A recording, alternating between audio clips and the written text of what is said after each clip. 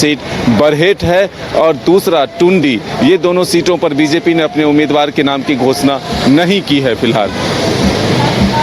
तो चलिए, कई सीटें हैं जिस पर टुंडी सीट पर तो आजसू की दावेदारी है और इस वजह से वो सीट अभी पेच फंसा हुआ है उस पर और बातचीत चल रही है। रंजन जी, देखिए कई सीटें हैं जिस पर परिवारवाद का आरोप अब विपक्ष लगा सकता है बीजेपी पर।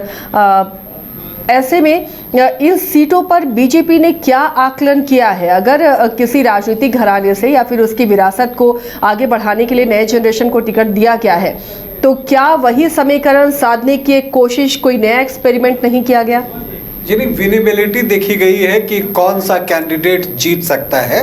और वैसे भी भाजपा के जो परिवारवाद की परिभाषा है वो थोड़ी डिफरेंट है। आमतौर पर भाजपा ये कहती है कि जो परिवार का व्यक्ति आ रहा है वो निर्णय लेने की स्थिति में नहीं होता, मतलब कि वो सब कुछ नहीं कर सकता। ऐसा नहीं है कि अब वो आया तो वो किसी जो पार्टी के जो निर्णय लेते हैं उसको वो प्रभावित करे, तो ये बातें वो कह सकता है। देखिए रोशन लाल चौधरी जो आजसू के सांसद हैं, चंद्र प्रकाश चौधरी उनके भाई हैं, बाबूलाल सोरेन घाटशिला से लड़ेंगे, वो चंपाई सोरेन के बेटे हैं, और मीरा मुंडा पोटका से लड़ रही हैं, वो अर्जुन मुंडा की पत्नी हैं, और पूर्णिमा दास साहू रघुवर दास की बहू हुई और वो जमशेदपुर पूर्वी से चुनाव लड़ेंगी। तो ये 4 लोग दिख रहे हैं और साथ में शत्रुघ्न महतो दिख रहे हैं जो बाघमारा से आपको चुनाव लड़ेंगे।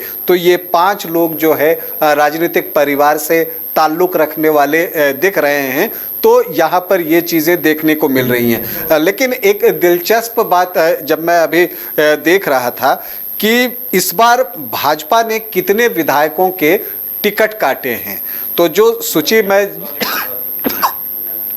जल्दी में देख पाया हूं, जो सूची उसमें मैंने देखा है कि भाजपा ने इस बार 4 टिकट जो है वो काटे हैं विधायकों के, और 2 विधायक उनके सांसद जो है वो बन गए हैं। देखिए जमुआ से केदार हाजरा की जगह मंजू देवी, तो केदार हाजरा का टिकट कटा। सिंदरी से इंद्रजीत मेहता का टिकट कटना मजबूरी थी, तो उनका टिकट कटा। उनकी पत्नी तारा देवी को टिकट मिला। बाघमारा में ढुल्लू महतो सांसद बन गए, शत्रुघ्न महतो को टिकट मिला। और हजारीबाग से चूंकि मनीष जायसवाल सांसद बन गए थे तो प्रदीप प्रसाद को टिकट मिला। सिमरिया से टिकट कट गया है और यहाँ पर जो है उज्जवल दास को चुनाव लड़ाया जाएगा। किशन दास का जो है वो टिकट कटा है, और कांके से समरी लाल का टिकट कटा है, और जीतू चरण राम जो है वो प्रत्याशी होंगे।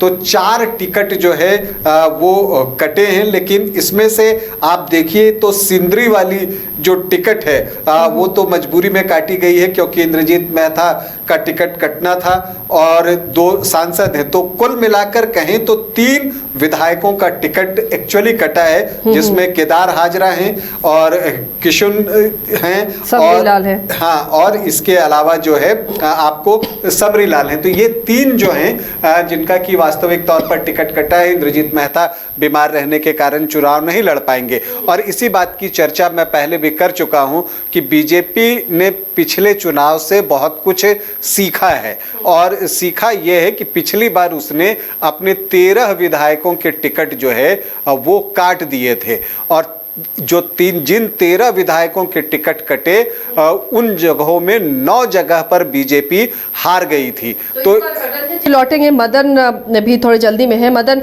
एक आखिरी सवाल आपसे ये लेना चाहेंगे, ये जो विधायकों के 3 विधायकों के टिकट कटे हैं, तो क्या वहां पर इक्वेशन, क्या समीकरण देखा बीजेपी ने कि सिटिंग विधायकों की उस सीट पर टिकट काटा गया है जबकि बाकी विधायकों के नहीं काटे गए हैं? क्या लग रहा था कि ये विधायक अब जीत नहीं सकते हैं, ये वजह थी, या फिर कुछ और वजह थी? देखिए, अगर लगातार विधायक वही बने रहते हैं तो कार्यकर्ता जो बहुत मेहनत करते हैं उनकी भी इच्छा होती है कि कभी उन्हें भी टिकट मिले। तो जब परिवार वालों को टिकट मिलता है तो वो एक नाराजगी होती है। अब इन 3 सीटों पर विधायकों का टिकट कटा है, तो इसकी क्या वजह है? क्या प्रेशर था ज़्यादा, या कोई ज़्यादा एलिजिबल कैंडिडेट नज़र आ रहा था? देखिए, बीजेपी के विधायकों की टिकट सीधे तौर पर अगर काटने की वजह होगी तो वो उनके परफॉर्मेंस को लेकर के है। बीजेपी ने जो अपना इंटरनल सर्वे कराया था उसमें सीधे तौर पर उनके परफॉर्मेंस जो है वो कहीं ना कहीं वीक सामने आए थे। तो ऐसे में बीजेपी ने अपने उम्मीदवारों को बदला और इस बार एक तरह से कहें तो उम्मीदवारों के चयन का इस तरह से ध्यान रखा गया है कि किसी भी सूरत में वो सीट जो है बीजेपी के खाते में आए, जीत हासिल हो। और इसको लेकर के बीजेपी ने एक साथ मंथन करते हुए 66 उम्मीदवारों के नाम की सूची एक बार में ही जारी किया है। तो ऐसे में अब ये जरूर है कि जिन विधायकों की टिकट कटी है वहां पर जो नए चेहरों को मौका दिया गया, जो दूसरे उम्मीदवार घोषित किए गए, उसका किस तरह से वहां के कार्यकर्ता और नेता जो है उनके साथ मिलकर काम करते हैं, वहां से जीत दिलाने में कितनी मेहनत करते हैं, ये आने वाला वक्त बताएगा। लेकिन फिलहाल बीजेपी ने अपने सर्वे के आधार पर जो एक रायशुमारी भी की गई थी, 81 विधानसभा क्षेत्रों में बीजेपी ने रायशुमारी की थी और तीन नाम जो है अपने कार्यकर्ता और नेताओं से मांगे थे। उसके बाद जो है सीधे तौर पर अब उम्मीदवारों की नाम की घोषणा जो है प्रदेश चुनाव समिति और केंद्रीय चुनाव समिति के बैठक के बाद एक तरह से घोषित किया गया है। चलिए, शुक्रिया मदन इस तमाम जानकारी के लिए। तो फिलहाल तमाम तरह के समीकरण को ध्यान में रखते हुए इन सीटों पर प्रत्याशियों की सूची जारी की गई है और एक तरह से कहें अब कुछ ही कैंडिडेट बचे हुए हैं जिन पर अब मंथन करना है बीजेपी को। टुंडी एक सीट बची हुई है जिस पर आजसू भी लड़ना चाह रही है। इस पर हम चर्चा आगे करेंगे, लेकिन लाला सभी भी हमारे साथ जुड़ी हुई है। लाला सभी, अब जब मीरा मुंडा चुनावी मैदान में है, पूर्णिमा साहू चुनावी मैदान में है, ये जो दो नए चेहरे नजर आ रहे हैं, ये किस तरह चुनावी मैदान में ताकत झोंकेंगे? भले ही पृष्ठभूमि राजनीतिक रही हो और बड़े नाम इनके पीछे रहे हों, लेकिन अब जब ये चुनावी मैदान में उतर रही हैं तो किस तरह वो अपनी जमीन तैयार करेंगी और कैसा मुकाबला देंगी? बिल्कुल आशा, जिस तरीके से यहाँ पे देखा जा रहा है कि जिस तरीके से कोटा से मीरा मुंडा को सामने लाया गया, तो कहीं ना कहीं इसके पीछे जो है अर्जुन मुंडा रहेंगे। अब वहीं पे बताया जा रहा था कि जिस तरीके से लोकसभा चुनाव में खूंटी से जो यहाँ पे चुनाव हारे हैं, उसके बाद कहीं ना कहीं इस बार वो पूरी ताकत लगा देगी ताकि मीरा मुंडा किसी भी तरीके से वहाँ पे जीत दर्ज कर ले। वहीं पे बता दूं कि फिर से जो जिस तरीके से महिला कैंडिडेट जो है यहाँ पे पूर्णिमा दास जो है यहाँ पे उन्हें दिया गया है, तो अब दोनों चाहेगी कहीं ना कहीं कि ये सीट जो है फिर से इन दोनों को मिल जाए। यानी यहाँ पे रघुवर दास जी का जो खोया हुआ जो जिस तरीके से वो उन्होंने 25 साल के जो अपने विधायक को दमाया था, वो कहीं ना कहीं फिर से बहू के तौर पे जो है बहू लेकर के आ जाए और फिर से वो जो क्षेत्र है वो रघुवर दास जी के सामने आ जाए। तो ये अब जो है ये दो महिलाएं जो है वो सामने है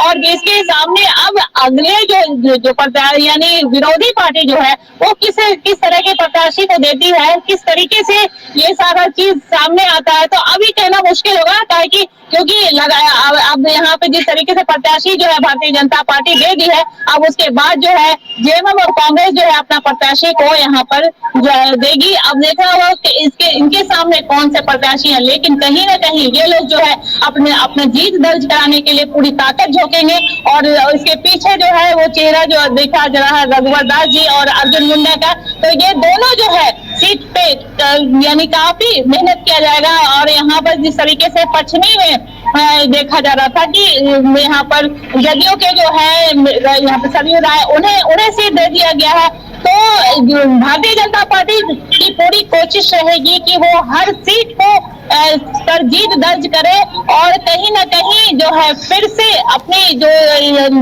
यहाँ पर फिर से कोल्हान में 14 की 14 सीट को जीत करके अपना यहाँ पे जीत दर्ज करके अपना जो है यहाँ पर मुख्यमंत्री बनाए। तो इस पे पूरी तरीके से पूरी ताकत लगी रही। वहीं पे यहाँ पे देखा गया था कुछ दिन जो चंपई सोरेन उनके बेटे को भी सीट मिल गया है, तो अब हर तरफ से पूरी कोशिश रहेगी भारतीय जनता पार्टी की कि वो सभी सीटों पर पूरी ताकत लगा दे और अपनी जीत दर्ज कर सके। चलिए, राजकुमार भी हमारे साथ जुड़े हुए हैं। राजकुमार, टुंडी सीट पर अभी पेच फंसा हुआ है। कोशिश दोनों ही पार्टियों की हो रही है कि इस सीट पर उसकी दावेदारी है और वो मजबूती से चुनावी मैदान में उतरे। लेकिन धनबाद में अब बाघमारा से ढुल्लू महतो के भाई शत्रुघ्न महतो होंगे, तो क्या जो ढुल्लू महतो को वहाँ की जनता का प्यार मिलता रहा या वहाँ से वो जीतते रहे, तो वही प्यार अब शत्रुघ्न महतो को मिलेगा या इनके लिए मुकाबला थोड़ा मुश्किल होगा? देखिए, अगर हम बात करें तो अभी भी अगर राजनीतिक पृष्ठभूमि की बात करें तो पिछले कुछ दिनों से शत्रुघ्न महतो लगातार फील्ड में सक्रिय रहे हैं और ढुल्लू महतो की जीत में उनकी बहुत बड़ी भूमिका रही है। एक तरह से रणनीतिकर्ता वो रहे हैं और ढुल्लू महतो भी अपने भाई को बहुत सम्मान देते हैं। जो देखा भी होगा आपने कि जिस वक्त वो चुनाव का उन्हें सर्टिफिकेट मिला था जीतने का, वो सबसे पहले वो दोनों पर साष्टांग दंडवत किया था उन्होंने बड़े भाई को। तो कहीं ना कहीं दोनों भाई में अभी तक तो अगाध प्यार है और इनको जिताने के लिए ढुल्लू महतो का वो काम आ सकता है। अब यह देखना होगा कि इंडी गठबंधन की तरफ से बाघमारा में किसे चुनावी मैदान में उतारा जाता है। वहां पर भी दो नाम आ रहे हैं, बड़े नाम, जिसमें एक रोहित यादव का नाम है और एक नाम जो पूर्व मंत्री जलेश्वर महतो हैं, जो कि पुराने प्रतिद्वंदी रहे हैं ढुल्लू महतो के और कुछ वोटों से ही वो पिछली बार हारे थे।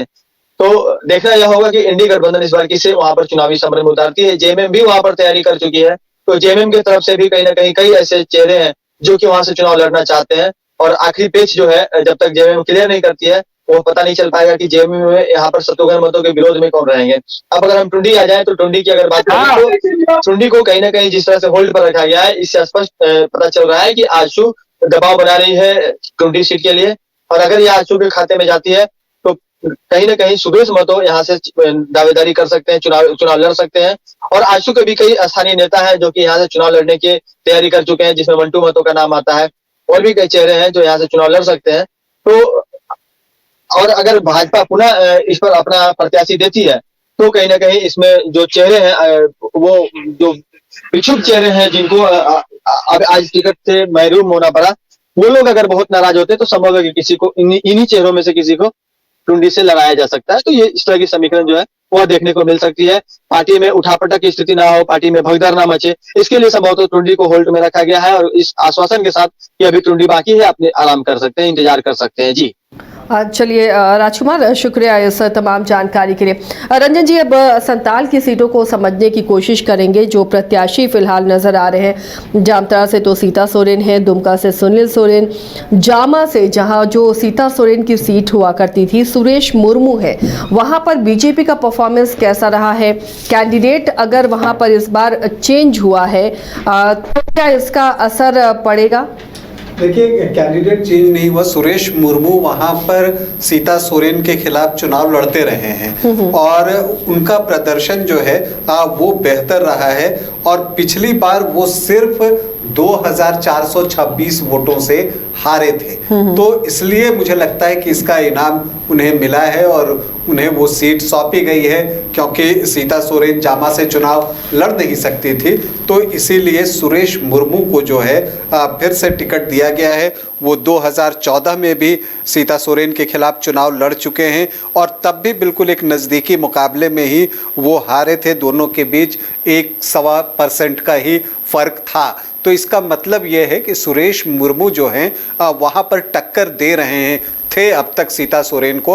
अब तो सीता सोरेन उनके पक्ष में प्रचार करेंगी और इस बार लोकसभा के चुनाव में वहां से सीता सोरेन लीड करने में भी सफल रही हैं 5686 वोटों से। तो कोशिश होगी बीजेपी की कि जो लोकसभा का रिजल्ट आया है उसे वो विधानसभा में भी बना कर रखें। चलिए, एक और सीट जरमुंडी की बात करें तो जरमुंडी में बादल पत्रलेख फिलहाल वहां विधायक हैं, वहां पर कैसा मुकाबला देंगे देवेंद्र कुंवर? देखिए, देवेंद्र कुंवर पिछले बार भी उम्मीदवार थे और जो चीज़ें आपने जामा में देखी कि एक नज़दीकी मुकाबले में सुरेश मुर्मू थे, तो पिछली बार देवेंद्र कुंवर भी एक क्लोज कॉन्टेस्ट में थे बादल पत्रलेख के साथ और सिर्फ 3000 वोटों से वो चुनाव हारे थे और इसलिए उन्हें जो है टिकट दिया गया है। देखिए, यहाँ पर एक थोड़ा सा आप सरप्राइज कह सकती हैं क्योंकि जिस तरह से हरिनारायण राय के साथ जो है वो मुलाकात हुई थी असम के सीएम हिमंता बिस्वा शर्मा की, तो एक संभावना ये जगी थी कि शायद हरिनारायण राय को ही टिकट दिया जाए, लेकिन देवेंद्र कुंवर पर ही विश्वास जताया गया है और वो जो है वहां से चुनाव लड़ेंगे और वो बादल पत्रलेख को चुनौती पेश करेंगे। पिछली बार दोनों के बीच में 1.90% का ही फर्क था हार जीत में, 2% से भी कम। तो एक संभावना बीजेपी वहां देख रही है और पिछले 2 चुनाव से देख रही है कि जरमुंडी वो सीट है जो बीजेपी के पास आते आते रह जाती है। पिछली बार 3000 वोटों से और उससे पहले 2700 वोटों से, 2700 वोटों से। तो बीजेपी की पूरी कोशिश होगी कि जरमुंडी को अपने पाले में करे और इसकी जिम्मेदारी देवेंद्र कुंवर को सौंपी गई है। अब देखना है कि वहां के जो गोड्डा के सांसद हैं डॉक्टर निशिकांत दुबे प्लस हरिनारायण राय का किस तरह का सहयोग मिलता है, या रिजल्ट आने के बाद हरिनारायण राय का रिस्पांस क्या होता है। उन सारी चीज़ों पर जो है बहुत कुछ निर्भर करेगा, क्योंकि यहाँ आम तौर पर जो है वो ट्रायंगुलर फाइट ही देखने को मिली है। तीसरा कोण जो है हमेशा खुलता है यहाँ पर, लेकिन इस बार चूंकि अभी ये 2 हैं, अब हरिनारायण राय का रिस्पांस कैसा आता है उस पर बहुत कुछ निर्भर करेगा। अगर हरिनारायण राय सपोर्ट कर देते हैं देवेंद्र कुंवर को, और डॉक्टर निशिकांत दुबे तो खैर बीजेपी के हैं ही, तो वैसी परिस्थिति में देवेंद्र कुंवर जो है वो काम कर सकते हैं जो पिछले 2 बार से भाजपा कर नहीं पा रही। जी, पोड़ैयाहाट और गोड्डा सीटें हैं। पोड़ैयाहाट में अब फिलहाल कांग्रेस दावेदारी करेगी, पोड़ैयाहाट से प्रदीप यादव है, लेकिन जो खबरें मिल रही हैं कि प्रदीप यादव शायद गोड्डा से चुनाव लड़ना चाह रहे हैं इस बार। तो ऐसे में गोड्डा और पोड़ैयाहाट में, जहां गोड्डा में अमित कुमार मंडल हैं बीजेपी कैंडिडेट, पोड़ैयाहाट में देवेंद्र नाथ सिंह है, तो अगर ये दोनों सीटें कांग्रेस को मिलती हैं और तो किस तरह का मुकाबला दिखता है? देखिए, पोड़ैयाहाट सीट अगर प्रदीप यादव छोड़ना चाहते हैं तो मुझे लगता है कि लोकसभा चुनाव के परिणाम ने जो है उन्हें चौंकाया है, क्योंकि यहाँ पर बीजेपी 8540 वोटों से लीड करने में सफल रही है। अब गोड्डा से जहाँ तक उनके लड़ने की बात है, तो आज जिस तरह से आरजेडी ने रिएक्ट किया है उसके बाद मुझे नहीं लगता कि प्रदीप कुमार यादव को गोड्डा सीट मिलेगी, क्योंकि जब आरजेडी अभी नाखुश है, नाराजगी उसने जाहिर की है कि उसे कम सीट मिले हैं, तो ऐसे में गोड्डा सीट से आरजेडी के कैंडिडेट ही लड़ते हैं संजय यादव, तो वो थोड़े ही छोड़ देंगे वो गोड्डा की सीट। तो ये संभव मुझे नहीं दिखता है। अगर इनको लड़ना होगा तो फिर ये पोड़ैयाहाट की सीट से ही लड़ना होगा, और नहीं तो कोई दूसरी जगह जो है देखनी पड़ेगी, क्योंकि मुझे उम्मीद नहीं है कि संजय प्रसाद यादव जो है गोड्डा की सीट छोड़ेंगे, तो मेहनत उन्हें पोड़ैयाहाट में ही करनी पड़ेगी। गिरिडीह की कुछ सीटों पर आते हैं। गांडे जो फिलहाल कल्पना सोरेन के रहने से हॉट सीट बनी हुई है, वहां मुनिया देवी उन्हें कैसी टक्कर देती हुई दिख रही हैं? अब देखिए, मुनिया देवी के बारे में हम लोगों ने बातचीत भी की थी और मैंने उस वक्त भी कहा था कि मुनिया देवी जो हैं वो वहाँ से टिकट ले सकती हैं, चूँकि शुरू में बातें थी कि इस जगह से अगर आप बात करें तो प्रणव वर्मा की बात आ रही थी, दिलीप वर्मा बाई इलेक्शन में लड़े तो उनकी चर्चा हो रही थी।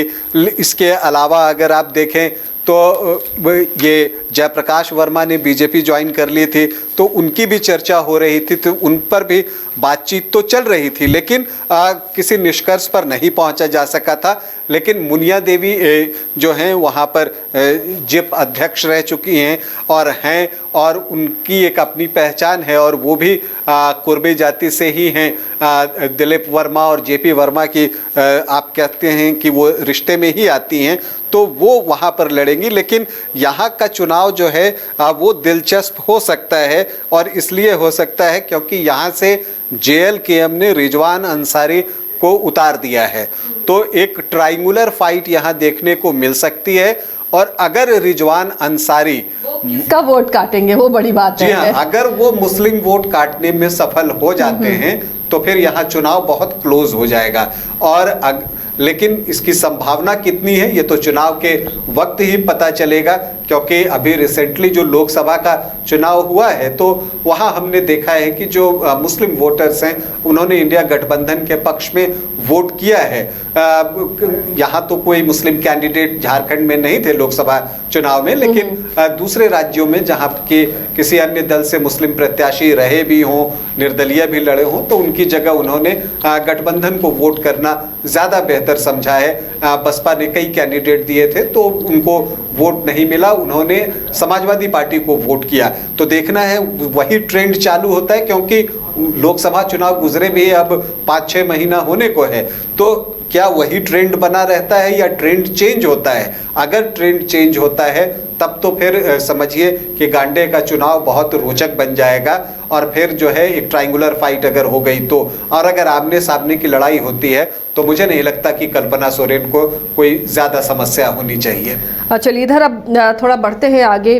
गिरिडीह से तो बेरमो, बोकारो, चंदन क्यारी, सिंदरी, यहाँ पर कैसी फाइट नजर आ रही है अब कैंडिडेट सामने आने के बाद? देखिए, चंदन क्यारी की लड़ाई जो है वो दिलचस्प होने जा रही है, और मुझे लगता है कि चंदन क्यारी की अगर हम जब बात करते हैं तो वहाँ पर अमर बावरी नेता प्रतिपक्ष हैं, वो चुनाव जो है वहाँ से लड़ रहे हैं। अब उनके सामने जो है वो बड़ी चुनौती है, क्योंकि उमाकांत रजक जो है उन्होंने जेएमएम ज्वाइन कर लिया है। देखिए, जो चंदन क्यारी की लड़ाई है वो अमर बावरी और उमाकांत रजक के बीच ही पिछले कुछ चुनावों से चली आ रही है, तो वो चीज तो इस बार भी बनी रहेगी। तो आपको वहाँ लगे पार्टी फैक्टर है या फिर कैंडिडेट ये दोनों कैंडिडेट हैं, तो ऐसे में आपको ये लग सकता है कि अगर वही दो कैंडिडेट हैं, दोनों के बीच लड़ाई होते रही है तो कोई बड़ी बात तो है नहीं। लेकिन यहाँ पर बड़ी बात यह है कि उन्होंने जेएमएम ज्वाइन कर लिया है, और अगर आप पिछले चुनाव में देखें तो उमाकांत रजक को जो है 9,211 वोटों से अमर कुमार बावरी ने पराजित किया था, और उमाकांत रजक को जो है 58,528 वोट आए थे, और जेएमएम के कैंडिडेट जो थे विजय कुमार रजवार, वो 36,400 वोट लाने में कामयाब हुए थे। अगर जेएमएम का वोट ये उमाकांत रजक की तरफ झुकता है, चूंकि वो जेएमएम के कैंडिडेट होंगे, तब फिर अमर बावरी के लिए परेशानी हो जाएगी। और इसलिए मुझे लगता है कि अब अमर बावरी को इस क्षेत्र पर ध्यान देने की ज़रूरत होगी, और एक जो झारखंड में जो कुछ कांटे का मुकाबला होने जा रहा है उसमें से एक सीट जो है वो चंदन क्यारी की होगी। अब देखना यह है कि जो विजय कुमार रजवार हैं वो जो है वो कहीं किसी दूसरे दल से तो नहीं चले जाते या इसी में रहते हैं, उनका रिस्पांस कैसा रहता है इस पर बहुत कुछ निर्भर करेगा। क्योंकि जिस दिन ये चर्चा हो रही थी कि उमाकांत रजक जेएमएम ज्वाइन करेंगे, तो उस रात्रि वो भी अपने समर्थकों के साथ रांची आ गए थे, उस वक्त ऐसी खबर हम लोगों के पास आई थी। तो इसलिए ये चीज़ें जो है देखने की होंगी। प्लस यहाँ पर जेएलकेएम किसे कैंडिडेट बनाता है इस पर भी बहुत प्रभाव है इस इलाके में। चलिए रंजन जी लौटेंगे, चुमन जुड़े हुए हैं और उनके साथ बीजेपी समर्थक हैं। चुमन, किस बात का जश्न मनाया जा रहा है? क्या प्रत्याशी घोषित हुए हैं, उनके समर्थक ये हैं? जैसे मैं बता दूं कि लगातार तीसरी बार बोकारो के विधायक प्रिंसी नारायण को तीसरी बार टिकट मिली है, जिसको लेकर के यहाँ के भारतीय जनता पार्टी के कार्यकर्ताओं में खुशी देखी गई है, और ये हैट्रिक लेकर के नारा लगाया जा रहा है, जो कि समर्थकों में देख सकते हैं। अभी कुछ देर पहले लड्डू बांटा गया और खुशियां जाहिर कर रहे हैं कि बोकारो विधायक को टिकट मिला। जी अच्छा,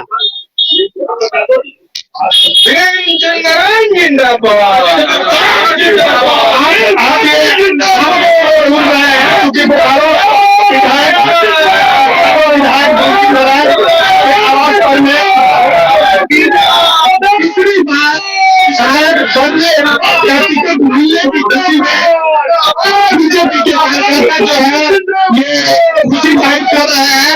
हालांकि विधायक यहाँ पर नहीं है, लेकिन उनके कार्यकर्ता हो रही है। कितनी दिलचस्प जंग अब इन इलाकों की विधानसभा सीटों में दिखेगी। बेरमो की बात करें, बोकारो की बात करें, चंदन क्यारी की बात करें, अब जब बीजेपी कैंडिडेट सामने आ गए हैं, कैसा मुकाबला इन सीटों पर है?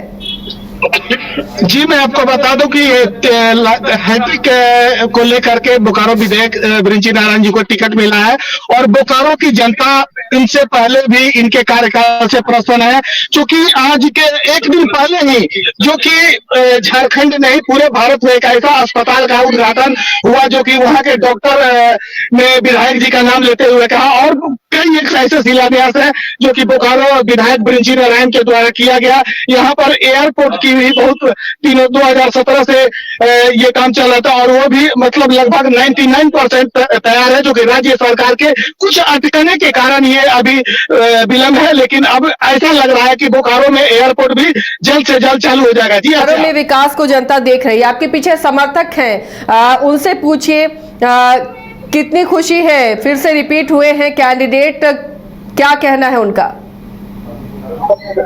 जी मैं भारतीय जनता पार्टी बोकारो विधायक आवास पे यहाँ पर संजय त्यागी जी है, उनसे मैं बात करूंगा कि कितनी खुशी है विधायक जी को टिकट मिलने पर। देखिए, घोषणा का इंतजार है कार्यकर्ताओं का, और खुशी की जो है वर्णन कार्यकर्ता नहीं कर सकते हैं, क्योंकि उनके मन में है कि बोकारो में हैट्रिक लगाए और पुनः एक बार इतिहास रचे। क्योंकि जो काम आज से 30-35 वर्ष पूर्व हो जाना चाहिए था, माननीय बोकारो विधायक जी बिरंची नारायण जी के प्रयास से बोकारो में मेडिकल कॉलेज आए, जो वर्षों का सपना था, एयरपोर्ट बन करके तैयार है। राज्य सरकार के उदासीनता के कारण शुरू नहीं हो पाए, आप देख रहे हैं बगल में टाउन हॉल बन करके तैयार है। चारों तरफ से चहुमुखी विकास हुआ है बोकारो का, और शेष जो काम बचे हुए हैं इनके तीसरे कार्यकाल में पूरा होगा। कार्यकर्ताओं के साथ आम जनता में भी खुशी का लहर है। देखिए, आम जनता में भी लहर की खुशी है, क्योंकि यहाँ के जनता विधायक जी को फिर से चाहती है। ये ऐसा इनके कार्यकर्ताओं और भी लोगों से बात करेंगे और जानना चाहेंगे कितनी खुशी है विधायक जी को टिकट मिला है। विधायक जी के टिकट मिलने से जनता और कार्यकर्ता सभी में बहुत अपार खुशी है, और बहुत ही 3 दिनों से इंतजार यहाँ की जनता और कार्यकर्ता कर रही थी। जो हमारे जो विकास करने वाले विधायक है, सबको साथ सबका विकास सोचने वाले विधायक है, वैसा विधायक फिर हमारा प्रतिनिधित्व करे, और उम्मीद करते हैं कि यहाँ की जनता और कार्यकर्ता को जोश को देकर मुझे प्रतीत होता है फिर इस बार विधायक बिरंची नारायण इतिहास रचने का काम करेंगे और हैट्रिक बनाएंगे।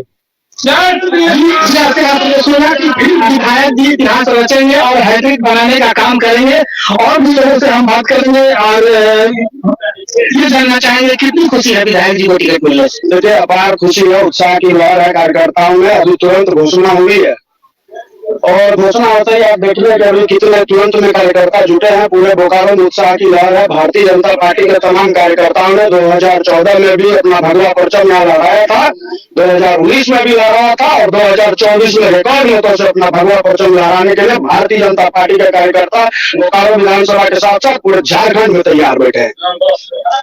जी ऐसा सुना कि पूरे बोकारो की जनता विधायक जी को चाह रही है, और फिर मैं दूसरे कार्यकर्ताओं से भी बात करता हूँ और जानना चाहता हूँ कितनी खुशी है विधायक जी को टिकट मिलने से। ये तो हम लोग को बहुत ज्यादा खुशी है, और सबसे ज्यादा खुशी है कि हम लोग रिकॉर्ड बनाने जा रहे हैं, जो कि बोकारो के इतिहास में जो पूर्वज है वो जानते होंगे कि आज तक किसी भी विधायक ने 3 बार हैट्रिक नहीं बनाया, लेकिन एक दादा है जो 2 बार लगातार बना है। और ये इतिहास बोकारो का बनने जा रहा है कि बिरंची नारायण, आदरणीय श्री बिरंची भैया भारी से भारी मतों से इस बार बोकारो में कमल का फूल खिलने जा रहा है, और बिरंची भैया जीतने जा रहे हैं और मंत्री भी बनेंगे। मैं बोल रहा हूँ, और मैं कहना चाहता हूँ आपके माध्यम से, कोई नहीं है टक्कर में, क्यों बोलो टक्कर में? वो कांग्रेस के श्वेता सिंह आ रहे हैं कि अंसारी जी आ रहे कि कोई आ रहे? जी आज आपने सुना कि कोई नहीं है टक्कर में, क्यों पड़े हो चक्कर में, इसे लेकर के भारतीय जनता पार्टी के ये जो कार्यकर्ता है खुशी के लिए आतिशबाजियां हो रही है और आगे की तैयारी की जा रही है। जी अर्चा, चलिए चुमन, कोशिश कीजिए कि जो प्रत्याशी हैं उनसे भी बातचीत हो जाए, आपकी वो तस्वीरें भी दिखाएंगे कि अब क्या चुनावी मुद्दे उनके रहेंगे और उसके साथ वो उतरेंगे। तो फिलहाल शुक्रिया चुमन इस तमाम जानकारी के लिए। तो ये कार्यकर्ताओं का उत्साह था, बिरंची नारायण को बोकारो से फिर से प्रत्याशी बनाया गया, फिर से टिकट मिला है, जिसके बाद कार्यकर्ता सड़कों पर उतरकर जश्न मना रहे हैं। विधायक आवास में इस वक्त भीड़ लग गई है कार्यकर्ताओं के समर्थकों की। तो लगातार इन सीटों पर प्रत्याशियों के साथ हम चर्चा कर रहे हैं। रंजन जी भी हमारे साथ जुड़े हुए थे। रंजन जी, चर्चा बीच में ही हम लोगों ने छोड़ी थी सीटों पर कि कैसा मुकाबला और कैसा समीकरण दिख रहा है। बोकारो की जो इन सीटों पर हम चर्चा कर रहे थे, यहाँ जेल केम का प्रभाव भी दिखेगा कई सीटों पर। बेरमो बोकारो में अब किस तरह की जंग होगी? देखिए, एंटी इनकम्बेंसी भी होती है, क्या वो फैक्टर इस बार इन सीटों पर काम करेगा?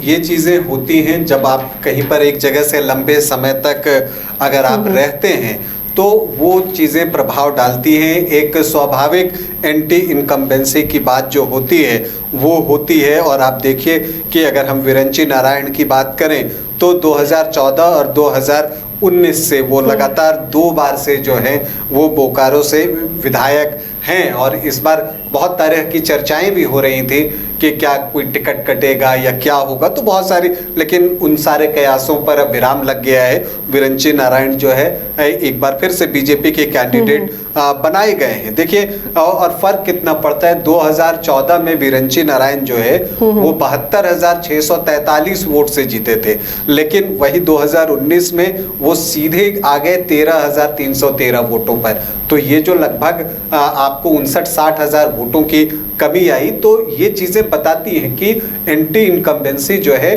वो एक्ट करता है समय के साथ। और बाकी कॉम्बिनेशन जो चुनाव में बनते हैं उस पर भी बहुत कुछ जो है वो निर्भर करता है। चूंकि 2019 में JVMP से जो थे प्रकाश कुमार, वो 13,872 वोट लेकर आ गए थे, तो इसका भी असर जो है उन पर पड़ा था। जबकि 2014 में जो मंजूर अंसारी थे और इजराइल अंसारी थे, उन्होंने आपस में वोट शेयर किए थे, तो इनका मार्जिन भी बड़ा हो गया था। तो बोकारो एक ऐसी सीट है जिस पर मेरी नजर रहेगी। विरंची नारायण 2 बार से विधायक हैं, क्या वो हैट्रिक लगा पाएंगे? श्वेता सिंह जो समरेश सिंह की बहू हैं, वो उनके खिलाफ पिछली बार कैंडिडेट थी, और इस बार बहुत चर्चा है कि हो सकता है कि कांग्रेस के पूर्व प्रदेश अध्यक्ष राजेश ठाकुर जो है वो बोकारो से ताल ठोकें। तो अगर ऐसा होता है तो एक दिलचस्प मुकाबला जो है बोकारो में मानकर चलिए। इधर अगर इन सीटों की बात करें हम, तोरपा, खूंटी, खिजरी, रांची, हटिया, तो इन सीटों पर देखिए कैंडिडेट नहीं बदले गए हैं। रांची और हटिया में जो कयास लगातार लगाए जा रहे थे, उसी कैंडिडेट पर भरोसा जताया है, सिटिंग विधायक पर ही भरोसा जताया है बीजेपी ने। यहाँ पर की फाइट अब कितनी दिलचस्प होगी? क्या यहाँ भी एंटी इनकम्बेंसी दिखेगी या फिर हैट्रिक लगेगी? यार देखिए, अगर रांची की हम बात करें तो अगर हम काउंट करें तो CP सिंह कब से यहाँ चुनाव जीत रहे हैं। मुझे याद है कि यशवंत सिन्हा यहाँ से चुनाव लड़े थे 1995 में विधानसभा का, और उसके बाद फिर वो लोकसभा चले गए। तो एक बाई इलेक्शन जो है यहाँ 1996 में हुआ था, और तब CP सिंह खड़े किए गए थे, और CP सिंह ने वो चुनाव जीता था 1996 में बाई इलेक्शन में। उसके बाद वो 2000 में जीते, 2005, 9, 14, 19, मतलब ये 6 बार से विधायक हैं। इसका मतलब ये है कि इन पर एंटी इनकम्बेंसी जो है वो बहुत काम नहीं किया है। उन्होंने जीत का छक्का लगा दिया है। अब देखिए, हो सकता है ये उनका आखिरी चुनाव हो, तो एक इमोशनल कार्ड जो है वो प्ले कर सकते हैं, और जो वोटर्स हैं उनसे ये अपील कर सकते हैं कि ये मेरा आखिरी चुनाव है और आप हमें वोट दें। ऐसा हो सकता है। मुझे लगता है कि इस बार ही बहुत सारी चर्चाएं थी कि क्या रांची में उन्हें टिकट मिलेगा नहीं मिलेगा, लेकिन वो ऑलरेडी जो है यहाँ से 6 बार जो है वो जीत चुके हैं। तो बीजेपी ने फिर अपने कैंडिडेट पर भरोसा जताया है जो सिटिंग विधायक है। 3 को छोड़ दें, एक तो इंदुजीत मेहता बीमार है, इसलिए उनकी पत्नी को मौका दिया गया है। तो इन सीटों पर बीजेपी ने अपने सिटिंग विधायकों पर ही भरोसा जताया है। तमाम कयासों के बाद जो अब लिस्ट सामने आई है उसमें वही कैंडिडेट नजर आ रहे हैं। इधर सिमडेगा कोलेबिरा की बात करें, यहाँ पर कांग्रेस और झापा का कब्जा रहा है। ऐसे में फिर से बीजेपी की कैंडिडेट है सिमडेगा से श्रद्धानंद बेसरा है, कोलेबिरा से सुजान जो हैं, तो ये कितना कमाल कर पाएंगे? देखिए, जो मुझे लगता है कि जो सीट कोलेबिरा की है, तो कोलेबिरा में बीजेपी आज तक एक बार भी जीत नहीं पाई है। कमल खिला ही नहीं है कोलेबिरा में। यहाँ पर जो मुकाबला होगा वो कांग्रेस और झापा के बीच पहले होता था, हालांकि अब बीजेपी मुख्य फ्रेम में आ गई है। वो दूसरे नंबर पर रह रही है, लेकिन जीत का परचम जो है वो कोलेबिरा में नहीं लहरा पाई है और इसीलिए कोलेबिरा में अब ट्रायंगुलर फाइट जो है वो देखने को मिलता है। अब ये देखना होगा कि जो यहाँ पर झापा के कैंडिडेट हैं, एनोस एक्का के बेटे संदेश एक्का, वो किस तरह का प्रदर्शन करते हैं और वो कितने वोट लाते हैं। अगर वो आपको 25,000 से ज़्यादा वोट लाते हैं तब जाकर जो है एक संभावना बीजेपी के लिए बन सकती है, क्योंकि पिछला चुनाव जो यहाँ से सुजन जोजो ने लड़ा था, जिन्हें कि फिर से इस बार टिकट दिया गया है, तो वो बेहतरीन चुनाव लड़ा था और 36,000 वोट लाने में वो कामयाब हुए थे, जबकि नमन विकसल कोंगाड़ी को 48,000 वोट मिला था। और चूंकि यहाँ पर अगर आप ये देखिए कि जो एसटी कम्युनिटी हैं वो 76% से ज़्यादा है और उसमें भी जो है क्रिश्चियन कम्युनिटी जो है उनकी संख्या बहुत अच्छी है। तो अगर एनोस एक्का और नमन विकसल कोंगाड़ी के बीच क्रिश्चियंस वोट का डिवीजन होता है तब उसका लाभ जो है यहाँ पर सुजन जोजो को मिल सकता है। और किसी भी एक कैंडिडेट को अगर जीतना है तो उसे 35% से ज़्यादा वोट लाने होंगे, क्योंकि यहाँ फाइट ट्रायंगुलर ही होनी है। यहाँ आपको 40 क्रॉस करने की ज़रूरत कम ही पड़ती है। यहाँ पर अगर आपने 35 से 40% के बीच वोट ले आया तो आप मुख्य मुकाबले में होंगे और जीत सकते हैं। और जो दूसरी सीट आपने कही सिमडेगा की, वो एक ऐसी सीट है जिस पर बीजेपी की नज़र जो है वो हमेशा रहती है, क्योंकि ये एक ऐसी सीट है जो अक्सर बीजेपी जीतने में कामयाब हुई है और पिछले बार भी अगर कहें तो वो सिर्फ 285 वोट से हारी थी। हालांकि इस बार लोकसभा में बीजेपी ज़्यादा पिछड़ गई 9,418 वोटों से, नहीं तो वहाँ पर पिछले बार की हार जो है श्रद्धानंद बेसरा वो सिर्फ 285 वोट से हारे थे और इसलिए उनका टिकट जो है वो रिपीट किया गया है। इसके अलावा अगर आप देखें तो 2009 और 14 में विमला प्रधान जीतने में कामयाब हुई थी।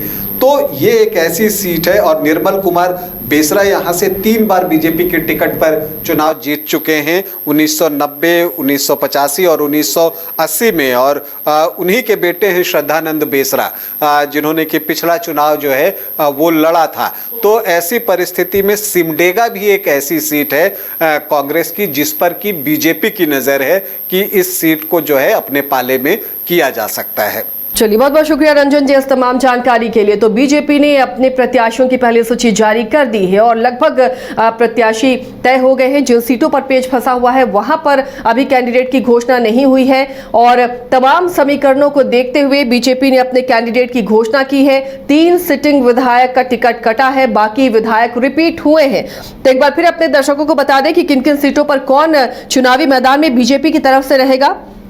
धनवार से बाबूलाल मरांडी, राजमहल से अनंत ओझा, बोरियो से लोबिन हेम्ब्रम और लिटिपाड़ा से बाबूधन मुर्मू, महेशपुर से नवनीत हेम्ब्रम, शिकारीपाड़ा परितोष सोरेन, नाला से माधव चंद्र महतो, जामताड़ा से सीता सोरेन है, दुमका से सुनील सोरेन, जामा सुरेश मुर्मू, जरमुंडी देवेंद्र कुंवर, मधुपुर गंगा नारायण सिंह, सारठ रणधीर कुमार सिंह, देवघर नारायण दास, पड़ियाहाट से देवेंद्र नाथ सिंह और गोड्डा से अमित कुमार मंडल, बगोदर से नागेंद्र महतो, जमुआ से मंजू देवी, गांडी से मुन्या देवी, गिरिडीह से निर्भय कुमार शाहाबादी, बेरमो से रविंद्र पांडे, बोकारो बिरंची नारायण हैं, तो चंदन क्यारी से अमर बावरी हैं, सिंदरी से तारा देवी, इंद्रजीत मेहता की ये पत्नी है, उनकी तबीयत ठीक नहीं है और इस वजह से उनकी पत्नी चुनावी मैदान में रहेंगी।